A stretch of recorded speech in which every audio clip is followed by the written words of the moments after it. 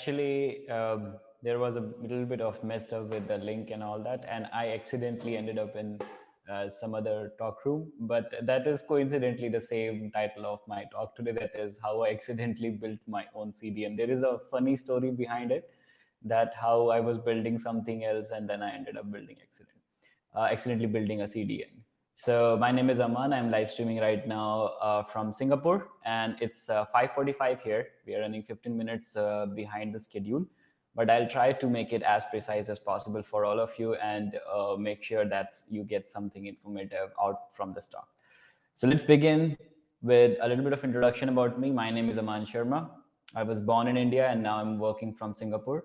I have worked as a chief technology officer at Wimbit and other different positions as product builder, community advisor, mentor at different organizations. And you can find me on this link, Aman in Tech, on LinkedIn and Twitter if you have any questions or follow up along with other material. All the talk material that I am presenting today is available on my website, amanin.tech. So feel free to roam around. And if you have any questions, you want to get in touch with me on a one-on-one conversation, I'll be happy to do that. So without any further delay, let's get into what we are going to talk about today. So we are talking about building our own CDN. And we'll see what basically this means, what is a CDN and how you can build one. But more importantly, why you should build on the first place. The definition for the CDN I found was like a little bit finicky. It's mostly a marketing term for cloud companies to sell more of their cloud services to other companies. But we'll see how, as an engineer or a product developer, it really means to you and how you can get into one. And also, finally, we'll see what were the results out of this whole activity. But before we dive into the actual process, one of the interesting learning principle of engineering that I personally discovered is that creating anything in engineering world is basically an iterative process.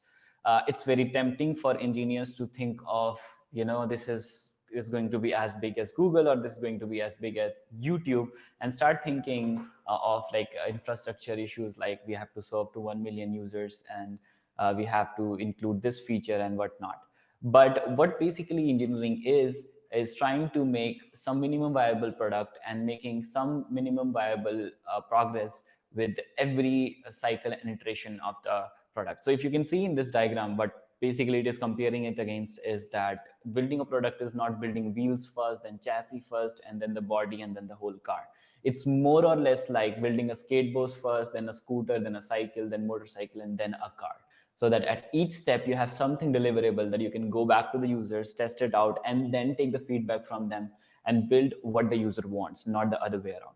And that was a very, very important learning lesson for me when I was building this thing. And I was building it accidentally, but we'll discover it about like how I actually ended up building one. So what engineering cycle I discovered from this process was that any engineering product that you're building is a 5-step process. First one is define. You need to be very precise with what you are building right now.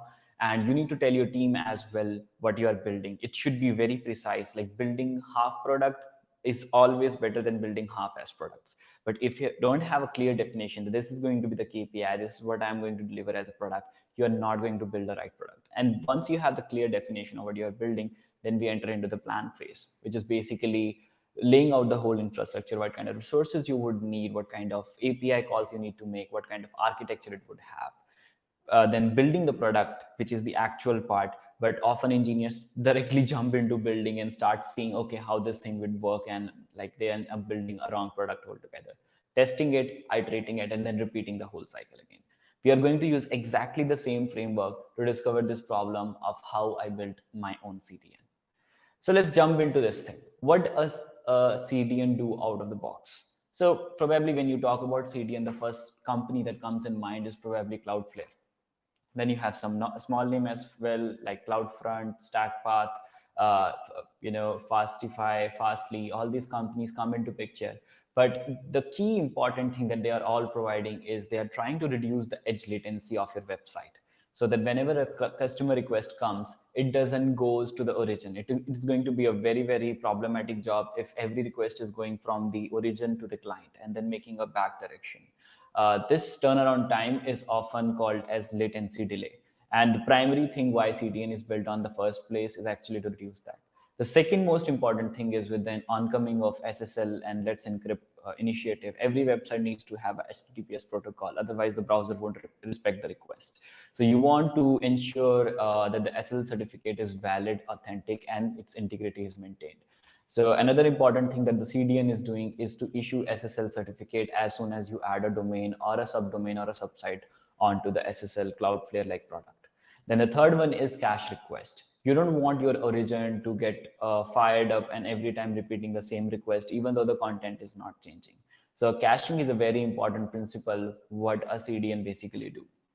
Finally, a reverse proxy. I am sorry that the spelling of reverse is wrong here, but the main thing about reverse proxy is that you're taking up a domain and then you're pointing it to a subdomain, CNAME, or actual IP address where your website is actually hosted. So these are the things that a CDN does out of the box.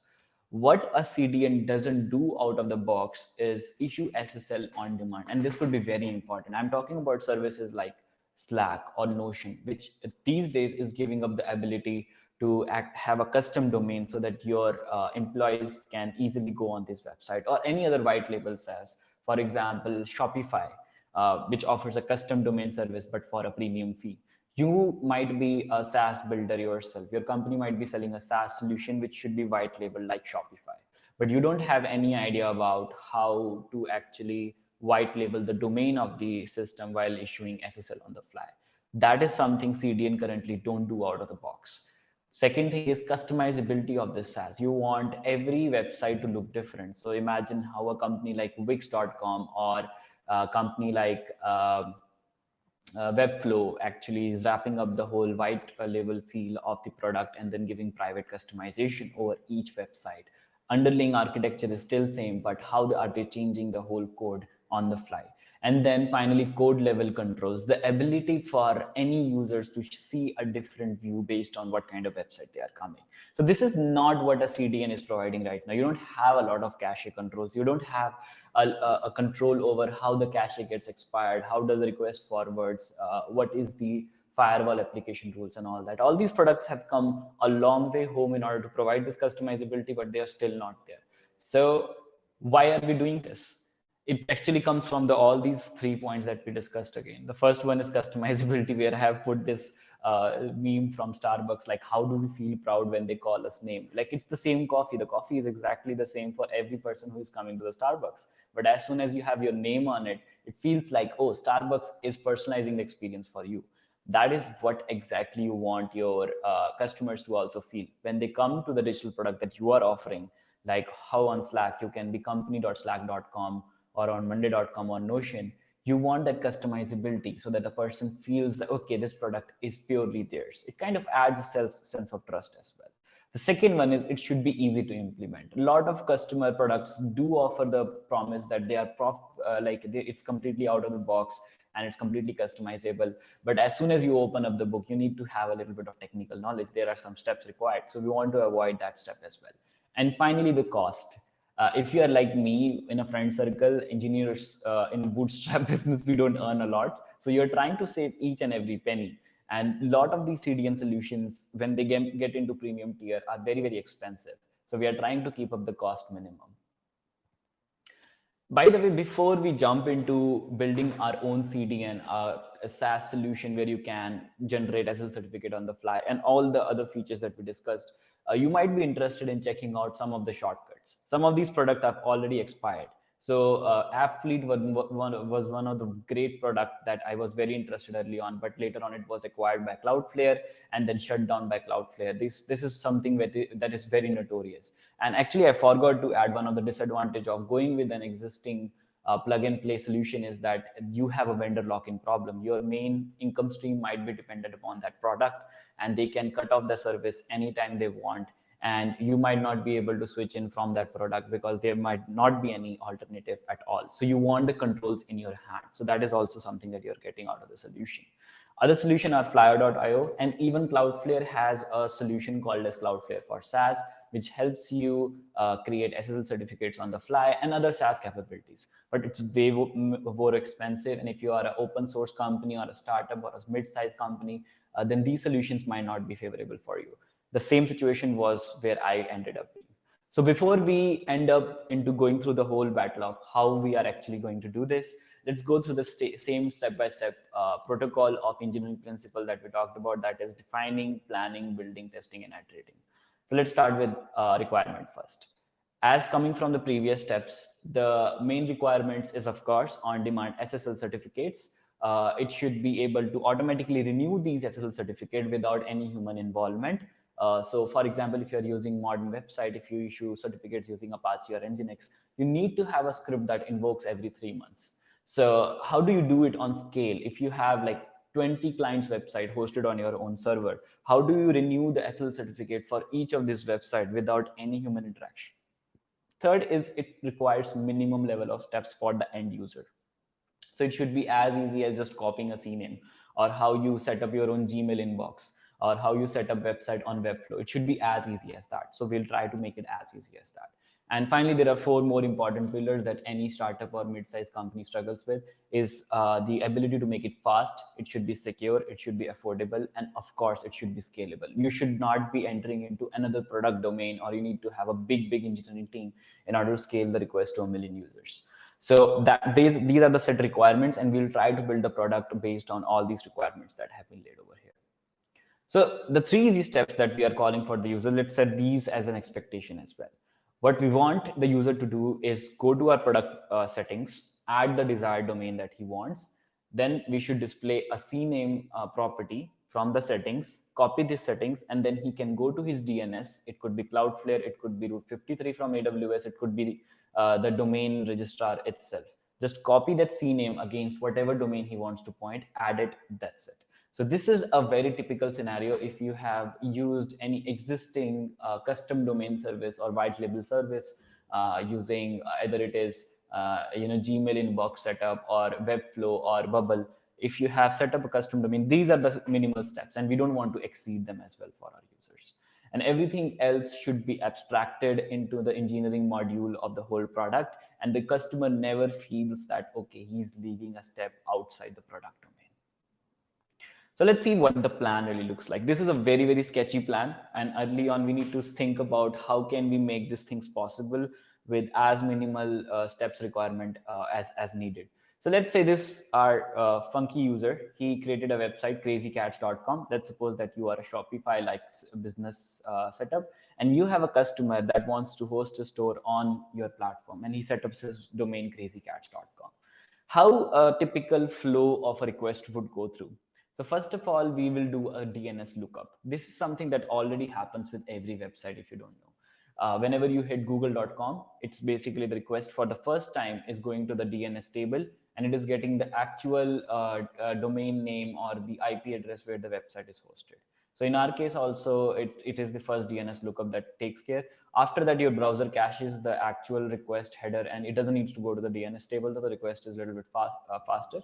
So it's going to the DNS lookup. Then this request is getting forwarded to our main server, which is the primary building block of our whole setup. This main server is actually doing 3 things. It is verifying the domain, that if this domain that is coming is actually legit and is provided by our service. Then it is issuing a SSL certificate. Of course, it is renewing it as well later on, but also it is reverse proxying the content from the origin, and then returning the secure request to our main user crazycats.com in this domain. So basically there are 3 systems involved, and we'll talk about that in the build whole platform.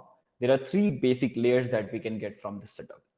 The first one is an application layer, second is a server layer, and third is a network layer. Let me tell you in brief what these layers basically are. Application layer is basically your application, whatever the front end of your code is available. This is something that is not touched upon any SSL or CDN service that exists today. But I'm still going to talk about it because some of the folks might not be completely sure about how to provide a white label SaaS service if we don't talk about application layer. An application layer basically consists of 2 things. One is our application itself, which is the front end, and the second thing is the domain check service. We'll talk about it in detail when we go through the application layer slides. The second one, the most important layer, is the server layer, where you have the caching, you have the SSL certificate, you have the reverse proxying. It consists of 2 services that we'll talk about today, Varnish and Caddy. Then each of this service is distributed across different nodes across the whole globe. This is the same thing that you must have seen with products like Cloudflare, where they have different edge nodes distributed across the whole planet so that it responds with the minimum latency time.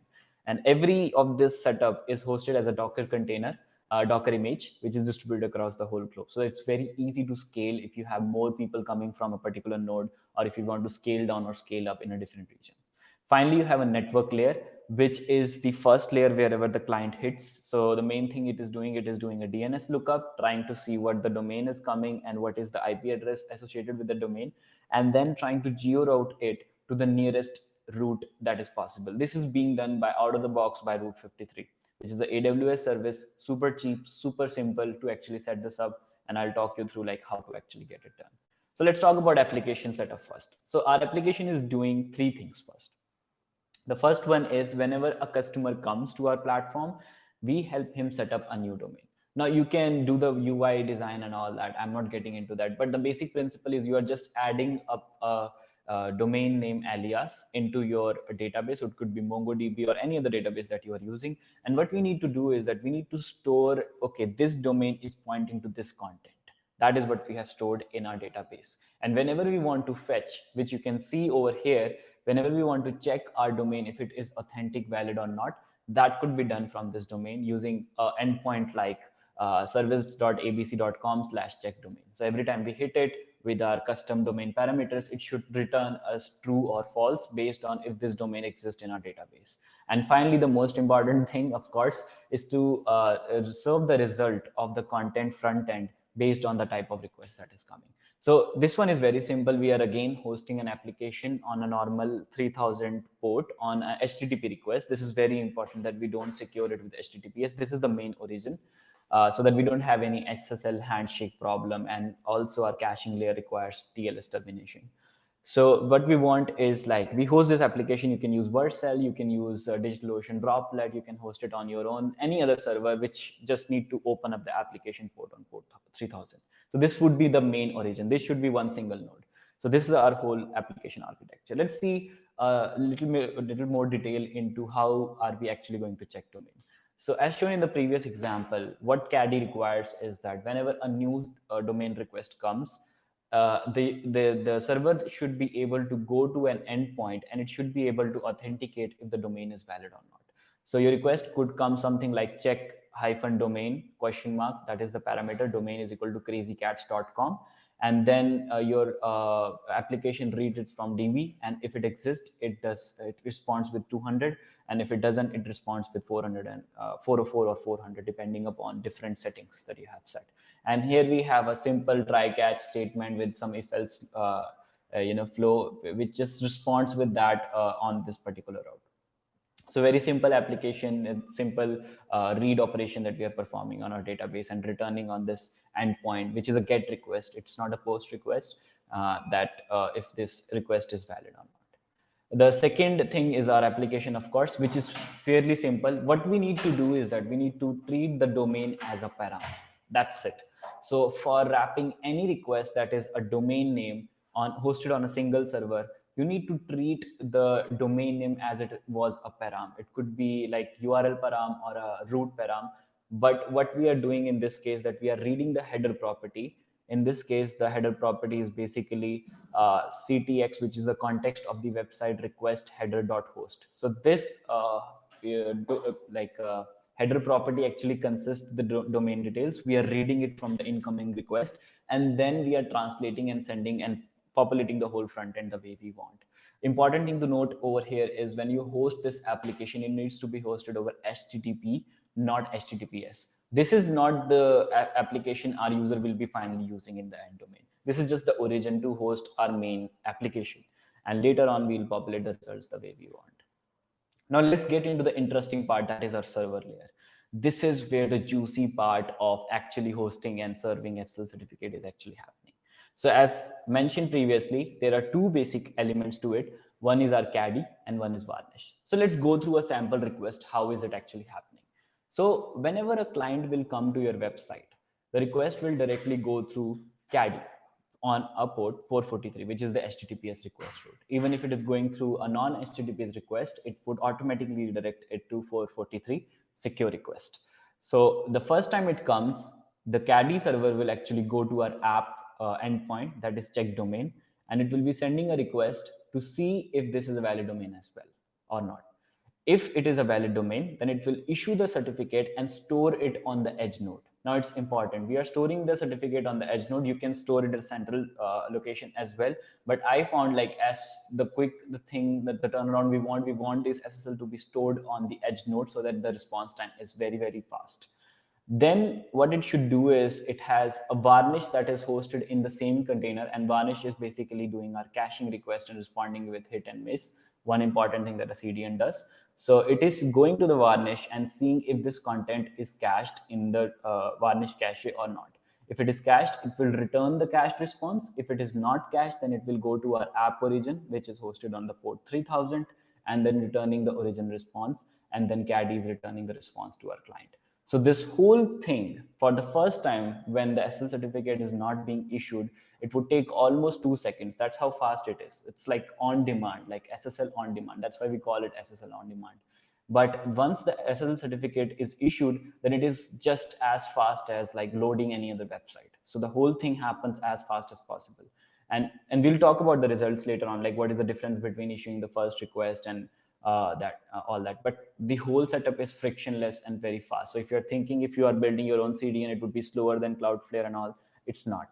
I have tested and done all my theory testing on all that or not. This is very scalable solution and very much exactly like how Cloudflare works. So just to quickly wrap up, we have Caddy, which does the reverse proxy, issues and store the certificates, also modifies the header. This could be very important if your application is a JavaScript application, you want to cache some parts of content or not, you want to change the header timing, TLS and everything, you can do it by modifying to the headers. And then varnish, which is basically caching the request and responding with hit and miss, which is also one important thing that any CDN does. It responds with hit and miss so that a user knows if the request is a cached request from the CDN or it is not a cached request from the CDN. So let's dive in a little deeper into what Caddy is. So Caddy is basically a web server, very similar to Nginx, but it is packed up with very lot of functionalities that lot of SaaS builder will be requiring. So most importantly, reverse proxy and ingress, which any Nginx like server also provides. It has also a inbuilt web application firewall. It's a web server, of course. It has TLS certificate management, something we talked about. It has TLS termination. This is important. What we want to do is when the request goes back to the origin, not to the client, to the origin, we want to terminate the HTTPS request. If the request is encrypted, it cannot be cached because we want our varnish cache to be able to read object. Then only it would be able to identify if the request is cached or not. This is the same thing when you're hosting website on Cloudflare, and if your origin is HTTPS, it shows an error that there is a SSL handshake error. So this is also something that Caddy is taken care for us using a TLS termination. It is also logging us. Also, it's an API gateway if you want to host your backend, which we are not doing here. And it also has a built-in caching module. So the next thing is varnish, and varnish is plain simple basic interpreter between your client and the server, which caches the object smartly based on their object notation and different hash value. And if the request is being done in a specific time, you can set the settings like 1 hour or 24 hours. If the request doesn't changes, it responds directly from the cache, and the server doesn't request to the goes to the server. So it's very helpful to reduce the overall number of requests that you are sending it to the server, and also very helpful in order to give a fast response because it is a time saved. It's not traveling throughout the continent. So let's say if your origin is in America and a customer is coming from Europe, and your origin, your node could be anywhere, but the node here is hitting Germany, and if the content is cached, it's directly going back from Germany. It's not going back to America. So that is saving a lot of TLS delay and latency issue delay that we actually see with single node hosted applications. Let's see what the settings in our Caddy configuration looks like. So as I told you, Caddy is a web server, and you don't need to write any other code as possible. It is minimal setup, so even minimal than Nginx. By the way, Caddy actually wraps Nginx underneath it. So whatever you could do with Nginx, you can do in Caddy as well. So Caddy has a different way of configuring things. So the configuration file is called Caddy file. And we basically have two parts in this. One is external web traffic handling, which is happening on the port 443. And another one is our internal varnish setting that is happening on port 8080, which is non-SSL request.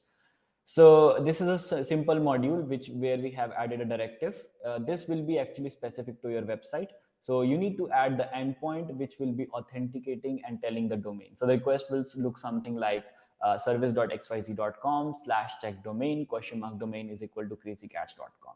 And whenever any request comes on this endpoint, it has to respond with 200 if the request is valid and 404 if the request is not valid. So this is just a simple settings as it is.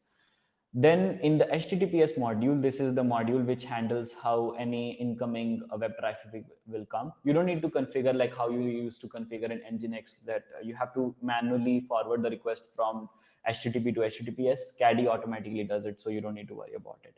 So we have included a domain which is TLS on demand, which means that issue SSL certificates on demand. Then we have like a gzip standard encoded over here as well, so that we can compress the whole traffic. And then this is the juicy part, which is basically we are reverse proxying every request that is coming, and we are sending it to Varnish, which is hosted on port 80. And you can see we have already modified the headers, and we have done a cache control, and we have modified the max age of the cache to this, which is denoted in seconds. And also in our use case, our application was a Node.js Next.js application. So we had to also cache the application file, and we have done it over here, and it has immutable object as well, which means that whenever we update the application with a new code, it refreshes the cache but doesn't refreshes the content, which is images and all that. So this is a very smart move. You might be pushing things to production every 5 minutes or 10 minutes. So this kind of setting can actually help you to save a lot of caching loss. Then finally, we have our internal varnish setting, which is very simple. We are handling port 8080, and we are saying that our varnish can actually send a request to our origin. Now, this is our origin domain, an application that is hosted over HTTP on a port 3000. And this is basically our origin. We are telling our Caddy file to take the request from Varnish, get into Caddy back, terminate the TLS request, and send it to origin. So whenever a request comes, it will go back to the origin in the same way it brought upon, and then will be served to the actual customer. And this is how the Varnish file looks like. Very simple. A lot of this are very boilerplate code. So we have configured our host and port for the configuration. Our host is Caddy. If you are hosting with Docker Compose, then the host is automatically the name of the image that it is running. The port is 8080, which is basically simple normal port that our Caddy file is taking. And then we have also written a program, small script, which actually returns hit in the header if the cache is hit, and miss if the cache is missed. So basically just telling the user if this is a cache request from Varnish or not. And also there is an important keynote that I also found later on, that you also don't want the client cookie to cache. So you want to terminate. You don't want to store any private information of the users on the cookie. So you can use the directive unset, which actually like removes any cookie cache.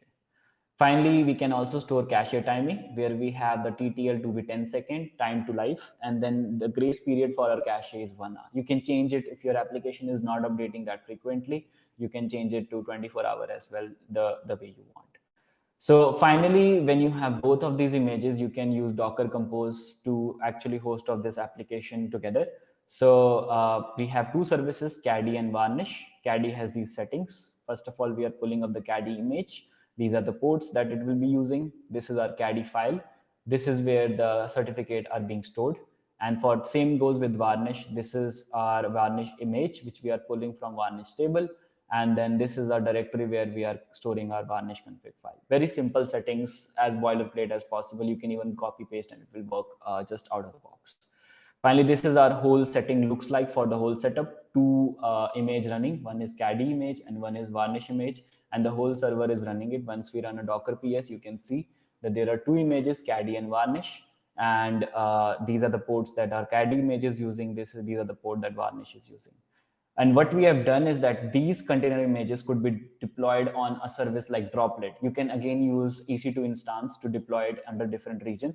But I have found personally, like I am very familiar with DigitalOcean, and it's very easy to deploy. So you can create a droplet, then create an image of the droplet and deploy it one click wherever you want. So let's say if your use case is scaling the application very fast, so this could be a very proven method. You don't need to enter into the CLI.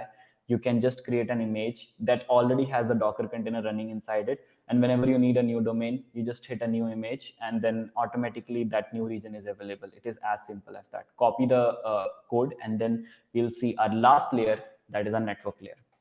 So what we want in a network layer is two things: the DNS lookup, and the second thing is we want to forward the request to the nearest node that is possible. So your customer might be coming from, and this is continent based for now, but you can do it based on the countries as well. So your customer might be coming from the Europe region, and your server might be hosted in Paris. So you can forward the request in that way. So Route 53 has a policy which is called geolocation policy. So whenever a user is coming from using his own domain, it will go to DNS zone, and DNS zone will have a bifurcation of settings like network.service.com or net.service.com, where you're actually storing your application, which is pointing to a Route 53 directory. And this Route 53 has different domain names stored under its own name. So whenever a customer is coming from any of these countries, it is reading this policy from the Route 53 lookup table and forwarding the request to the nearest region as possible. This is plain simple out of the box. You can see the Route 53 setting to do it. All right, so let's see what our test really was like after we did the whole setup. So basically we had three basic tests that we have done: integrity, performance, and ease. Let's talk about integrity first, which is integrity of our SSL certificate. So I used Qualys SSL Labs tool to actually test out the integrity of the platform, and we are graded A with all good marks that any other first-hand CDN provider will give. And also performance looks great. So we use this tool called as Key CDN performance monitoring tool. And this is the first request. As you can see, the TTFB might be a little higher, but when the repeat request happened, you can see that because it's cached, the TTFB was much, much lower.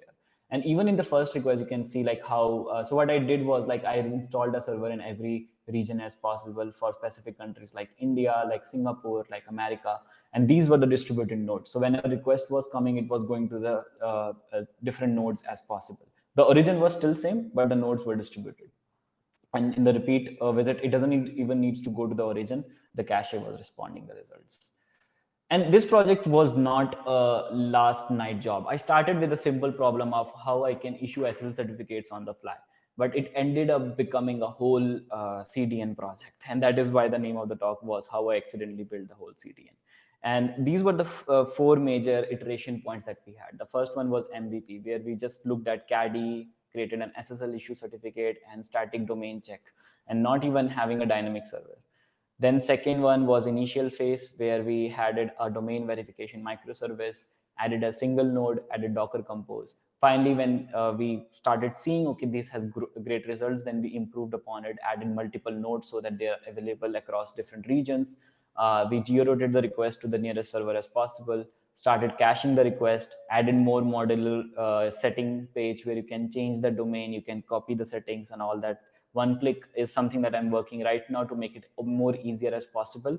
And in future, I would love to add things like auto scale, custom cache control, and also analytics. So like how a CDN does it.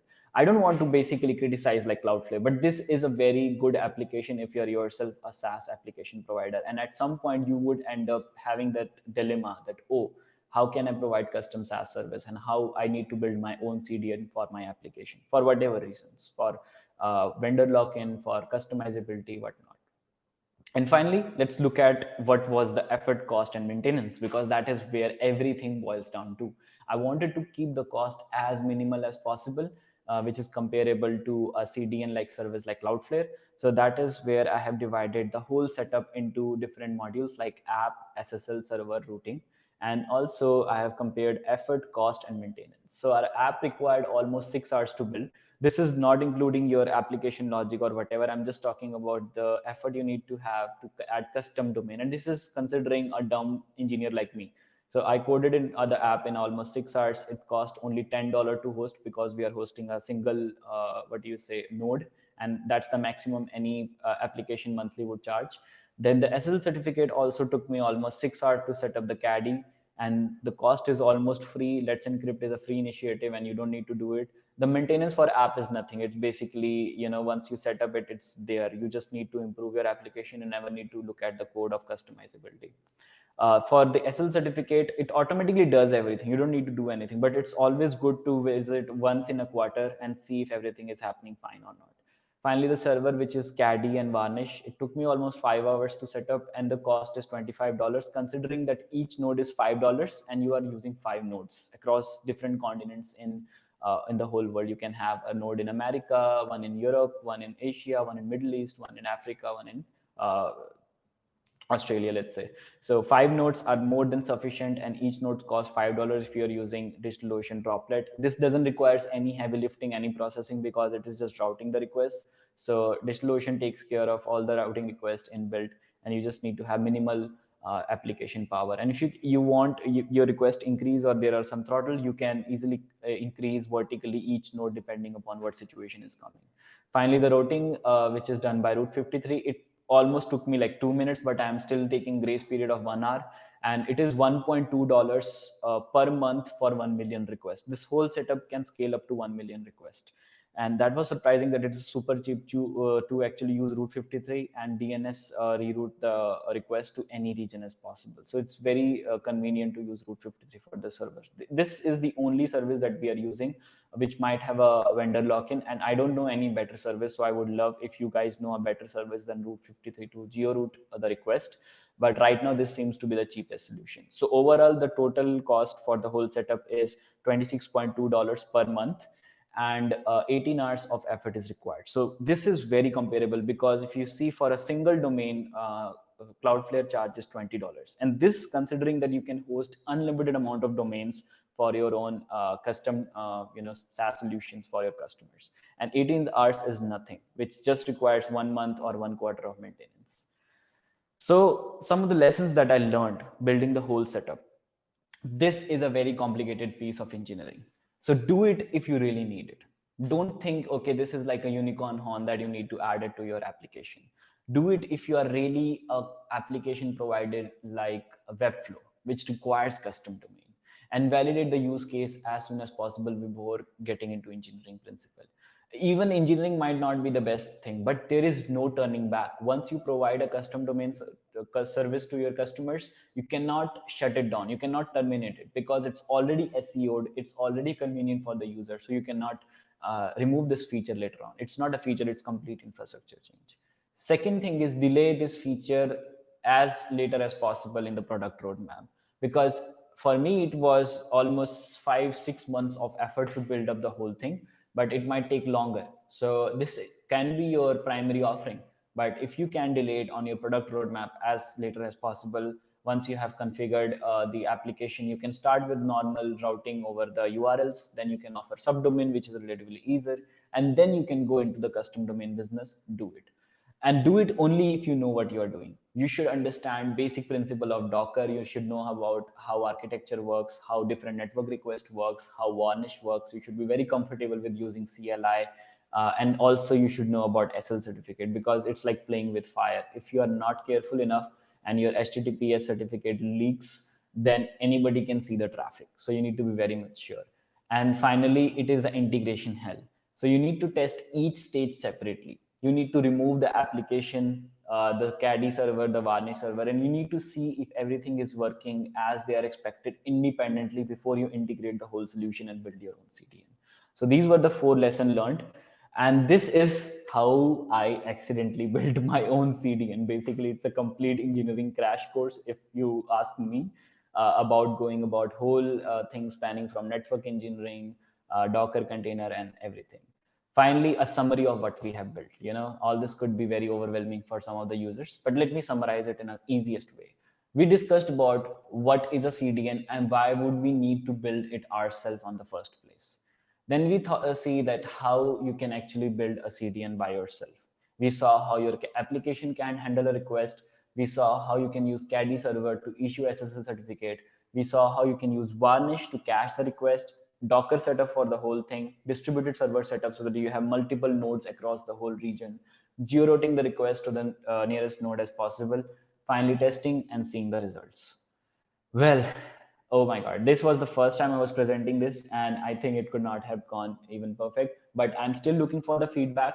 That was all about it. Thank you for being a wonderful audience. If you have any questions, you can ask me right now, or you can head out to my social media, Aman in Tech on LinkedIn or Twitter, and I'll be happy to answer any of your question. And also you can visit my website, amanin.tech, which has whole talk that I have delivered over here available as materials. And also you can book a one-on-one session if you would like me to help you setting up such a service. And it involves anything spanning from Caddy, Docker, or the whole infrastructure. Thank you so much and see you next time. Awesome. Thank you so much for having me. This was Aman streaming from Singapore. And if you come to Singapore, please hit me up and connect with me on my website, Aman in Tech, or if you have any question. Thank you so much.